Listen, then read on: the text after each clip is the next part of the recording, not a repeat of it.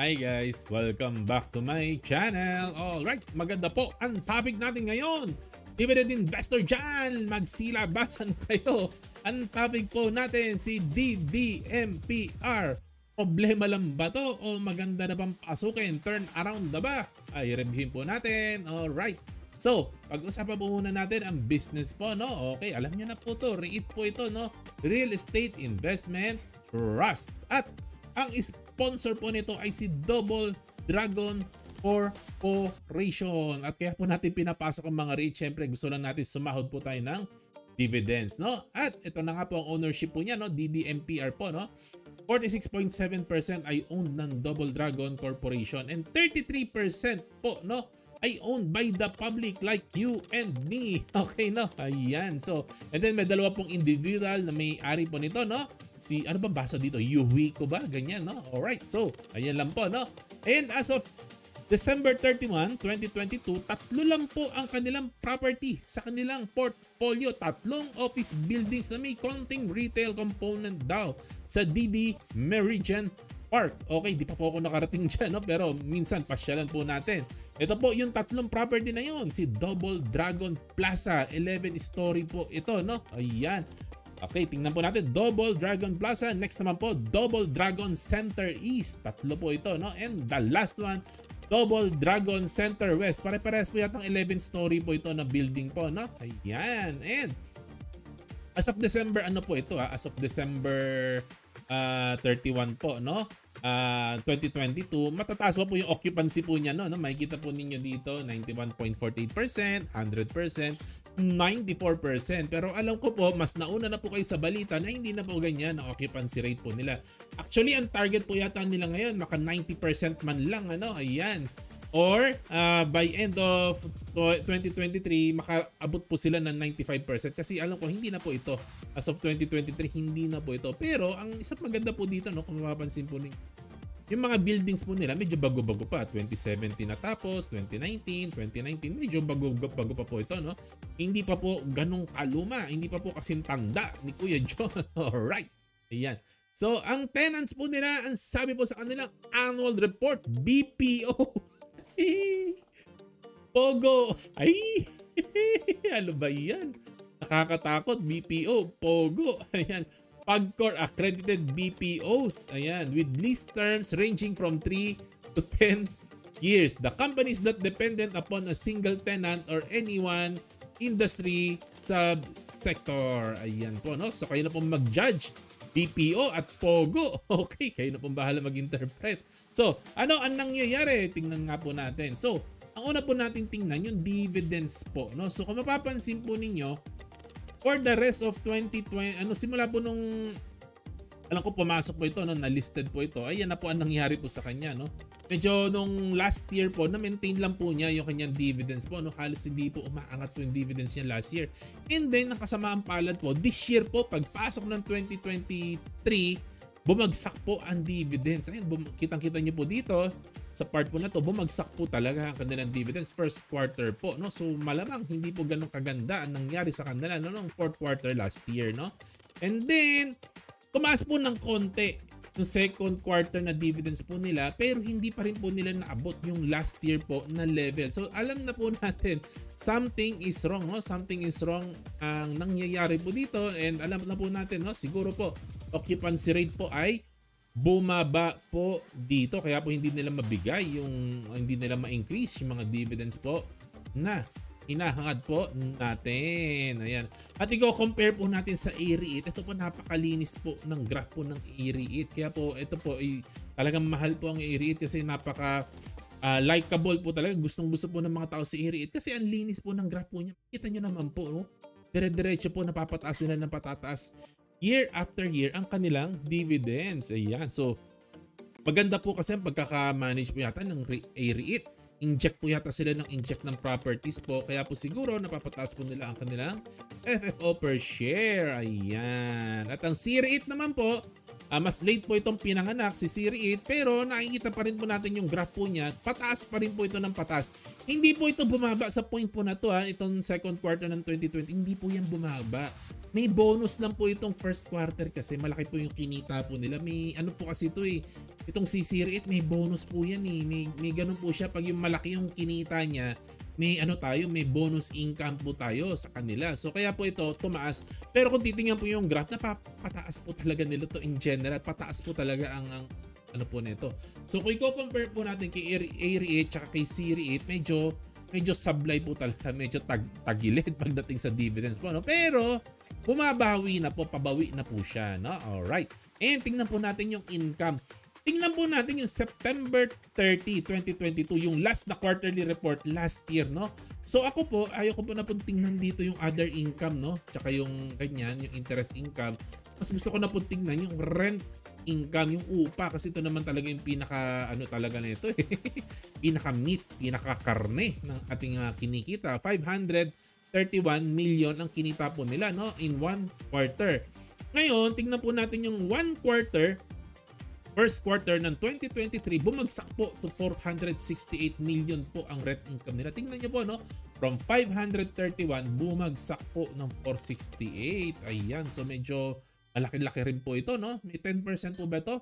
Ayan, labas po ang magagaling sa math po dyan. Parang may 10%, no? Parang may 10% po ang ibinaba po niya, no? Ayan. Pero pagdating naman po ng second quarter, from 468 million, yung rent income, napataas naman po nila to 497 po ang rent income po nila. So, yun po, no? Parang pabawi na po siguro. Parang bumagsak sila ng dalawang quarter and then bumawi po yata sila, no? Ayan. So, and then tingnan po natin yung recent disclosure po nila, no? Sabi po dito, may bagong office space lease sila, no? Hindi po bagong building, hindi po bagong na-inject na property, no? May bagong office space po sila, no? 1.51 hectares. So hindi ko po alam paano po ito ginagawa, no? Alam ko wala naman po na-inject, no? And yung 15,000 square meters daw po na ito ay may kumuha po yata, no? Na-lease po yata nila. And ang sa tingin po nila, no, ay by the end of the year, baka ma-achieve daw po ulit nila yung 95% occupancy. Ang alam ko po, may nag-estimate po nito na ibang tao, nasa 90% na daw po tayo ng occupancy as of pag i-consider daw po natin itong 15,000 na to na square meters na ano na bagong office space, no, nasa 90% na raw, and mukhang kailangan pang may mga bagong tenant na makuha para maabot yung 95% na occupancy.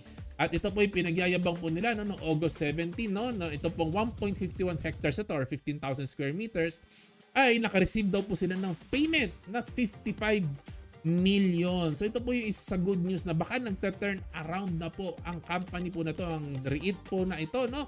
Baka po natapos na siguro yung dalawang quarter na medyo masama-sama po ng konti ang nangyayari po sa kanila. And nabasa ko po, no, ang sabi po nila sa kanilang annual report na medyo yung pandemic daw po kasi, no, syempre medyo taghirap daw po. Eh ngayon daw po bumabalik na raw ang sigla. Yun ang sabi nila, no, sa kanilang mga annual reports. Ayan, no. So, based sa mga data po na to, mukhang papunta na po tayo sa better third quarter of 2023. So, baka po itong third quarter po, no, na financial report na lalabas, na aabangan po natin mga October or November, sana lumabas na po yan. Mukhang mas magandang numbers po ang ating matatanggap. Ayan po, no. And tingnan po muna natin yung dividend yield po nila, no. Ayan, so ang dividend yield po nila, no, i-compare po natin sa price today ni DDMPR, 7.41% yung yield nila noong 2021, no? And 2022, ito yung medyo okay po, 8.48%. And ito 2023 po kasi na to, dalawang quarters pa lang po kasi ang nako-consider po natin dito, kaya po 3.7% lang po ito. Pero syempre kung kukumpletuhin natin yung 4 na quarters, baka po sa estimate ko lang po, baka po mag-range po ito ng 7.4 to 8%. Well, anyways, estimate ko lang naman po ito, no? Baka po malapit na po nilang maabot ang 2022 level. Baka may chance po, no? Pero baka hindi nila mapantayan, no? Baka medyo lumapit-lapit lang po sila ng konti po dyan, no? So, ayan. So, DDMPR, no? I think, no, DDMPR will give better yield than REIT kasi si REIT. Kasi si REIT medyo mahal at 6% na po yata ang dividend yield po nito, no. Ito po mukhang on track po siya na 7.4%. Wag lang po mahangin na, wag lang mauntog, no. Mausog. Mukhang matatalo po niya, no, by 1.4% CA REIT. Ayan. And kung i-compare ko naman po ito kay Siri 8, parang similar lang po ang kanilang dividend yield with Siri 8 kasi medyo between 7 and 8% din po si Siri 8 po, no? So, medyo similar po ito kay Siri 8. So, ang yield niya better than Siri 8 pero similar po kay Siri 8. So, ano po ang thoughts ko? Ano po ang thoughts ko kay DDMPR? Ito po, no, usapang ano lang po, mga katotohanan lang po kasi medyo matanda na po itong si ano no, isa sa mga naunang pumasok na rito to right after Ayala ay pumasok na rin po sila. And bakit po sa tagal na po ng panahon na nandyan na po sila no, na listed na po sila, ang tanong bakit po wala silang ini-inject na bagong properties? Ang tagal-tagal po ni DDMPR. Yung mga kasabayan po nila, ang dami na po na-inject na property po. Lalo-lalo na po yung Ayala, marami po na-inject. Yung ibang mga ano rin po, marami na rin po silang na-inject po, yung ibang REIT po, no? So ito po, no, isang question sa management, bakit ganyan po nangyayari? Bakit walang na-inject na bagong property? And napag-aralan na po natin sa previous video po natin, no? Na pag nagkakaroon ng asset for share swap, although nagkakaroon ng dilution, po, no? Kapag nagsi-share swap, napag-aralan po natin na mas malamang po na accretive po ito, na mapapataas niya ang FFO per share and dividend per share. Kaya gusto po natin pag nag-i-infuse, pag nag-i-inject ng bagong asset, kasi alam natin no, kahit na pa konti-konti, nai-improve po yan yung FFO per share and yung dividend per share. So ito po yung malaking question mark. Hindi po lang po yung hindi lang po yung occupancy hindi lang po talaga yung occupancy ang question mark po dito, no? Yung po talaga wala po nai-inject. Bakit po? Bakit, no? So, yun po, baka yun po reason kaya hindi po tumataas ang dividend yield, no? Kaya hindi nila mapataas din po, no? Kasi mapapansin po ninyo, pababa ang trend po niya, no? So, ako po, para lang po sa akin, ang REIT po is just all about money. It's just all about dividends, no? Hindi po ako naniniwala sa branding or whatever. Tayo po ay science-based po, dapat tayo, objective po tayo. Kung sino ang pinakamalaking ibibigay na pera, doon po tayo. Sino mas malaking ibibigay na dividends, no? Ayan. So, ako po, ang nakikita ko po dito, no, sa ngayon po, no, kesa hulaan ko kung anong mangyayari dito kay DDMPR, kung papalo lang naman to between 7 and 8%, no? Kesa hulaan ko po, baka bilhin ko na lang po si Siri 8 kasi kay Siri 8 wala po masyadong huhulaan kasi always 100% po ang occupancy rate po ni Siri 8 and very similar lang po ang kanilang dividend yield, no? Well anyways, hindi naman po natin sinasarado ang ating pinto pagdating kay DDMPR kasi baka po meron kayong chismis na hindi ko po narinig. May properties ba na papasok?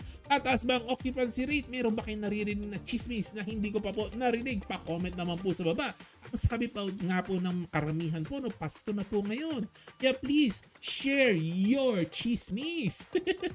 Para matuto rin po kami, may masagap din po kami. Pa-comment po sa baba, ano po naririnig ninyo tungkol kay DDMPR. Pero para lang po sa akin, no, parang ayoko pong pahirapan ang aking kalooban. Pahirapan ko pa yung kalooban ko, nahuhulaan natin anong mangyayari. Magsisiriit na lang siguro ako. Kung papipili lang ako ng REIT, yun lang naman po ang aking opinion. Then again, hindi ko po kayo ini-encourage or dinidiscourage na bumili ng DDMPR. Hindi ko po kayo ini-encourage o dinidiscourage na bumili ng ibang stock. Do your own research po, no, bago kayo gumawa ng any investing decision. Hobby ko lang po to, amateur investor lang po ako, no? Salamat po sa pakikinig po ninyo. Good night. Happy investing. God bless. Bye-bye.